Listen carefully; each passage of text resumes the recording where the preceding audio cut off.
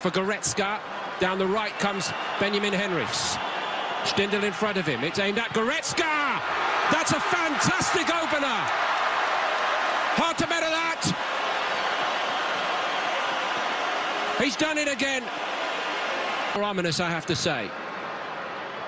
Werner this time. And again it's Goretzka, a choice coming off his line! Leon Goretzka's made it too! And Germany looks simply unstoppable here.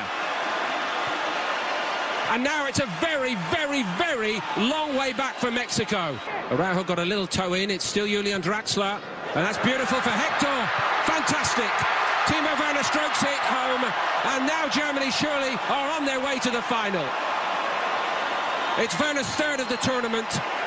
He missed a one-on-one a couple of minutes ago, but he had nobody to beat this time.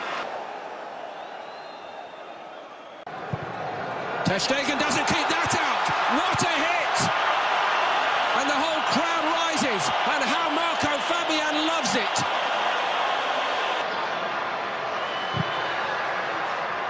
Brandt, Emre Can, Younes. He's done it now. Yet another of the youthful brigade on the scoreboard for Germany, who lead 4-1.